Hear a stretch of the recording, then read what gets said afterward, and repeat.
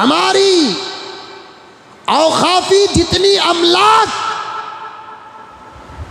उन तमाम जगहों में 10 जगह 20 जगह नहीं, एक जगह भी मुकम्मल सलामत नहीं है। 100 एकड़ थी, आज 1 एकड़ भी नहीं है। 90 पर 9 एकड़ जमीन दुश्मनों ने कब्जा नहीं किया, हमारे अपने बेचकर खाए। औकाफ को हमने हमारे अंडर तो लिया लेकिन हिफाजत नहीं किए। आज अगर हुकूमत की नजर औकाफ पर पड़ती है तो पानी से निकाली हुई मछली की तरह तड़प रहे हैं।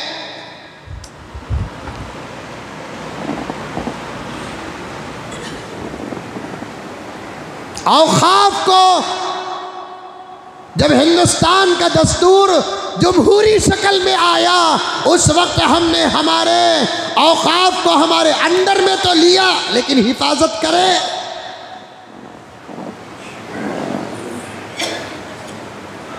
हिफाजत करने की जो कमेटियां बनाए, उन्हीं लोगों में से वो अफराद भी आज कहाँ हैं अल्लाह बेहतर जानता है।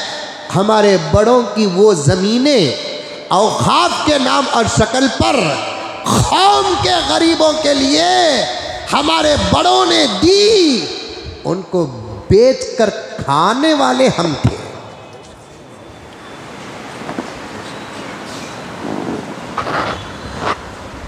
तारीखी जितनी जगह हैं, मैं सीना ठोक कर कह सकता हूं, मेरी इस आवाज का जवाब ज्यादा से ज्यादा मौत हो सकता है।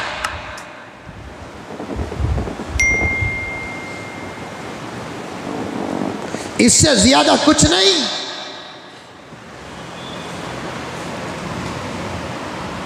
सीना ठोक कर कह सकता हूं मैं, हमारी इस वक्त की तारीखी जितनी जमीनें हैं, बड़े हजरात और बड़े चेहरे मैं देख रहा हूं, अहले इल्म चेहरे देख रहा हूं मैं। कुछ सादे सीधे बच्चे और जवान भी बैठे हैं, समझने की कोशिश कर रहे हैं और उनके चेहरों को मैं समझ रहा हूं। सब समझे, इस वक्त जितनी हमारी तारीखी जगह हैं, वो तमाम जगहों में एक जगह भी मुकम्मल सलामत नहीं है। क्या हाजी साहब, दिल्ली से लेकर मैसूर तक हमारी औकाफी जितनी अमलाक उन तमाम जगहों में 10 जगह 20 जगह नहीं, एक जगह भी मुकम्मल सलामत नहीं है। 100 एकड़ थी, आज 1 एकड़ भी नहीं है। 90 पर 9 एकड़ जमीन दुश्मनों ने कब्जा नहीं किया, हमारे अपने बेचकर खाए।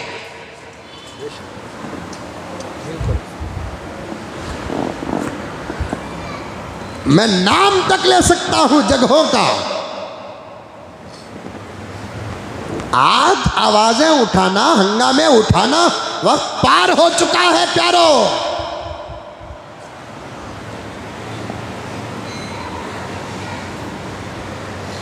अंदर कुड़कुड़ाने वाले मुर्गे और मुर्गी की मिसाल हो चुकी है, ऊपर से टोकरे डाल चुके हैं हमारे ऊपर। अब सिर्फ अल्लाह से रिश्ता लगाकर उसकी मदद के बगैर हमारे हालात बदलने वाले नहीं है।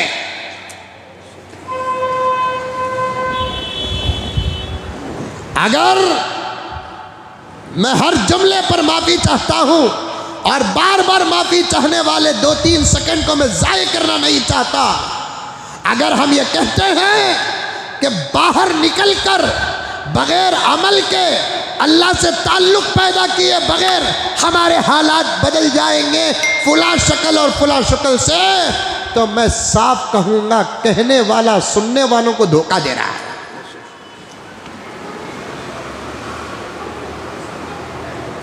कहने वाला सुनने वालों को धोखा दे रहा है।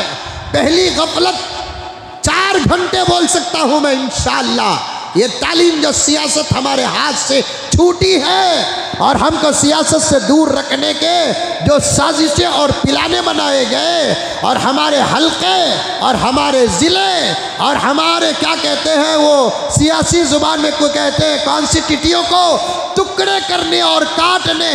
टेलर भी शायद किसी का मेजरमेंट लेते हुए कपड़ों को उतना काटता नहीं जितना हमारी अपनी आबादियों के हल्कों को काटा जा रहा था। और हम लोग उस वक्त क्या कर रहे थे अगर मैं कह दूं तो शायद मिंबर और मुसल्ले से मेरा जनाजा उठेगा।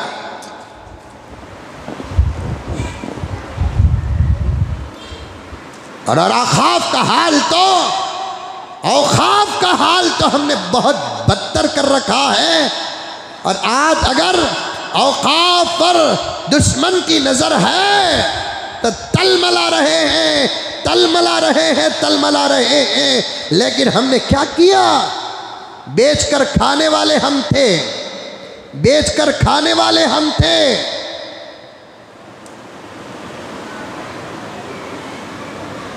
अल्लामा इकबाल रहमतुल्लाहि अलैह इसी दर्द को पेश किया।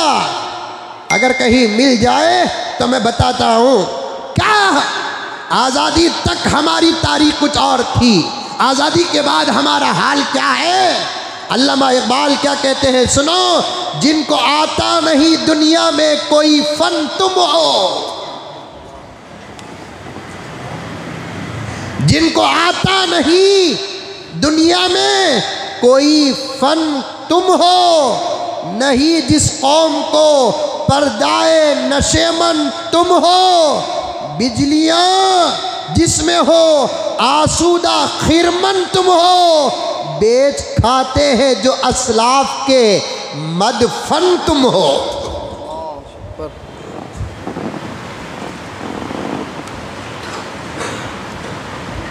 आखिरी एक मिसरा समझ जाओ, 3 मिसरे अगर समझाने पर उतरूं तो और वक्त आगे गुजर जाएगा।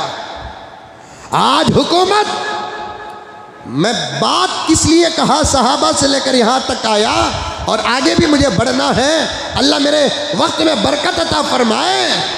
अल्लामा इकबाल ने क्या कहा? बेच खाते हैं जो असलाफ के मदफन तुम हो। मस्जिदों की जगह बेचकर खाने वाले हम, मदरसों की जगह बेचकर खाने वाले हम, औलिया अल्लाह की अकीदत में हमारे नेक दिल, नेक सूरत और नेक सीरत बादशाहों ने उन अल्लाह वालों के मज़ारात के लिए जितनी ज़मीनें दी थी, एक खबर को छोड़कर, खबर के अतराफ 100-100 गज ज़मीन को छोड़कर बकिया तमाम जगहों को बेच कर खाने वाले हम हैं। और ईदगाहों की जगहों को बेचकर खाने वाले हम हैं, कब्रिस्तानों की जगहों को बेचकर खाने वाले हम हैं। और आज हम वैला कर रहे हैं, सिर्फ तालियां मारते रहना, इसके सिवा कुछ और हासिल नहीं होगा।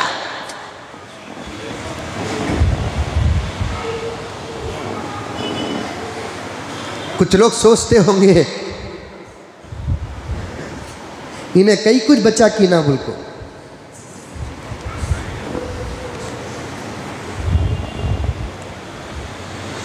खुदा की मर्जी, एक हादिसे से अगर बच जाऊं तो फिर मौत से डर कर अपनी ज़ुबान को बंद कर लूं तो फिर मेरे दोस्तों हर सेकंड मरने के बराबर होगा।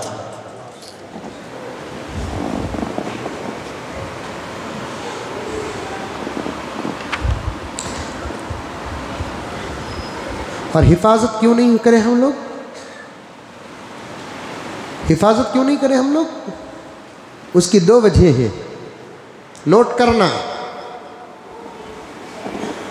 मैं हमारे मस्जिद उमर फारूक के इस मजमे के सामने एक आलमगीर बात करता हूं तो मैं इसलिए करता हूं कि इस चैनल के ज़रिए से बात दूर तक पहुंचती है।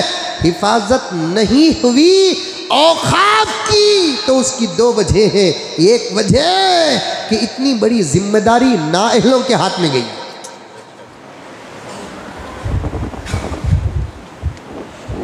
जिनको गुस्ल के फर्जा नहीं मालूम, वुजू के फर्जा नहीं मालूम, अमानत के मसाइल क्या मालूम होंगे। उनके हाथ में इतनी बड़ी जिम्मेदारी चले गई। और साफ कहता हूँ वो मिसालें सादिक आती हैं हमारी तारीख पर, वो मिसालें सादिक आती हैं हमारी तारीख पर।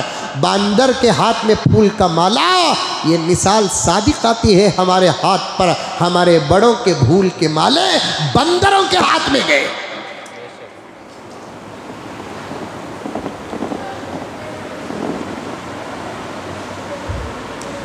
बहुत बड़ी बात बताने वाला हूं।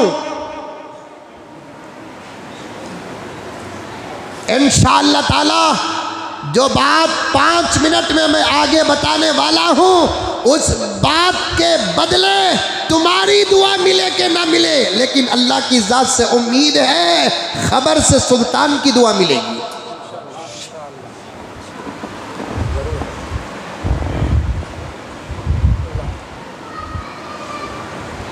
इत्तेहाद और इत्तेफाक पर बात आ गई। औखाफ की हिफाजत ना हुई तो उसकी 2 वजह। एक वजह हिफाजत की जिम्मेदारी नाअहलों के हाथ में गई।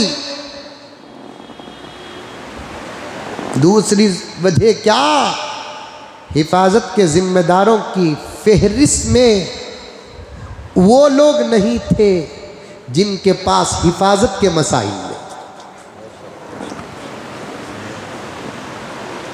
गुज़िश्ता जुमा में एक बात कहा था ना, पूरी बातें याद रहती है अब्दुल वाहिद साहब। आप समझते हैं कि मैं भूल जाता हूं। अगर आप सब मिलकर हमारे सदर साहब को दस्तखत के साथ ये इजाज़त दे दे कि मुज़म्मिल अगर 3 घंटे तक बयान करे, हमें कोई एतराज़ नहीं है, तो फिर देखना 3:30 तक बिठाऊंगा।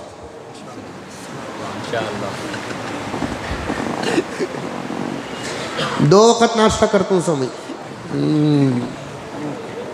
एक फजर के बाद चाय बिस्किट क्या की किधर की, दूसरा निकलते वक्त असल नाश्ता। अल्हम्दुलिल्लाह।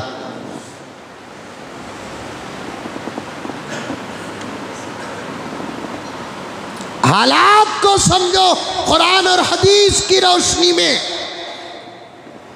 औखाफ की हिफाजत क्यों नहीं हुई? क्यों नहीं हुई? पहली वजह यह है कि हिफाजत की जिम्मेदारी के माले जिनके गलों में डाले थे वो लायक हिफाजत नहीं थे, और आज भी नहीं।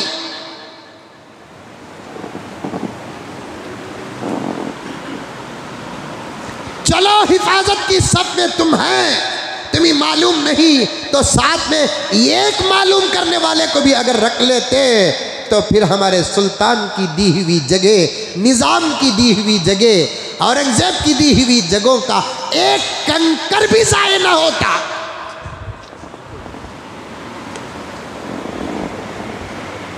अभी भी वो बाता, अभी भी वो बाता साहब, भाई ये कौम की अमानत है। सियासत के रास्ते में हम यहाँ तक पहुँचे, लेकिन शरीयत का क्या हुक्म है मालूम नहीं। हम इस जमात में 2-4 उलमा को रखेंगे, आरएसएस और बीजेपी उतना इनकार नहीं करते जितना उलमा का नाम आता है तो खुद अपने इनकार करते हैं।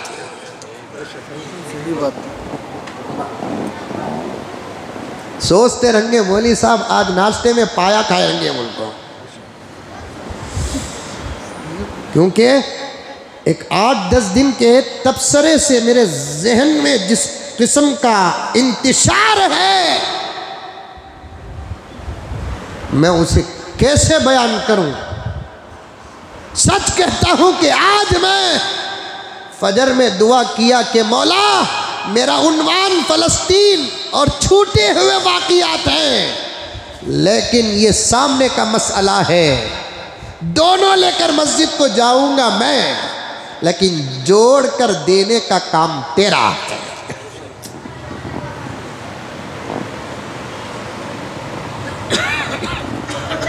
साफ बात हाजी साहब,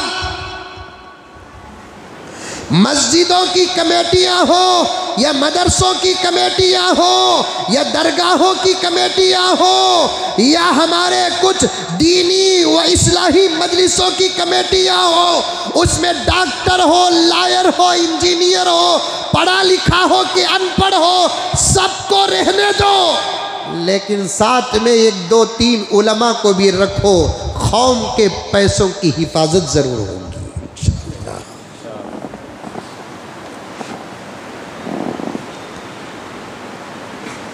चाहे इदारे देवबंदी मसलक के हो, चाहे इदारे बरेलवी मसलक के हो, चाहे इदारे मुक़ल्लिदीन के हो, चाहे इदारे गैर मुक़ल्लिदीन के हो, सब हमारे ही तो अपने हैं। मसाइल का इख्तलाफ है, लेकिन जमात जब किसी की बनती है तो उस जमात के अफराद में कम से कम 1/3 हजरात उलमा का होना ज़रूरी है, हजरात उलमा का होना ज़रूरी है। ये इशारा है पैगम्बर दो आलम रहमत दो आलम सल्लल्लाहु अलैहि वसल्लम का।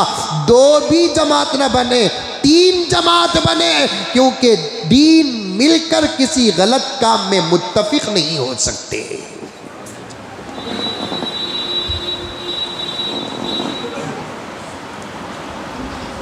क्या टीवी एक तंजीम बनती की जमात बनती की क्या टीवी बनती, मौली साहबा को रे मौली साहबा को कई को भी इमामत खिताबत कर लक और हंदो उन्हों बच्चा के निकाह पढ़ान दो, ये लाइन में उन्हों आगे तो ना उन्हों खाते ही ना हम ना खाने देते।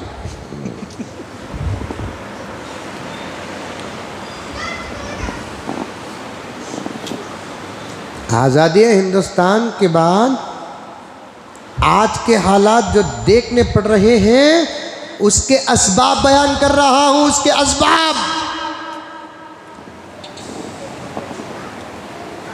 उसके असबाब बयान कर रहा हूं।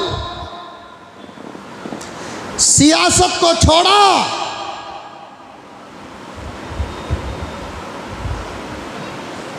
औकाफ का हमने गलत इस्तेमाल किया। हमारे शुहदाए हिंदुस्तान जो आज़ादी हिंदुस्तान के लिए अपनी जानों को कुर्बान किया, हमने उनकी तारीखों को जिंदा रखने के लिए कोई निसाब नहीं बनाया।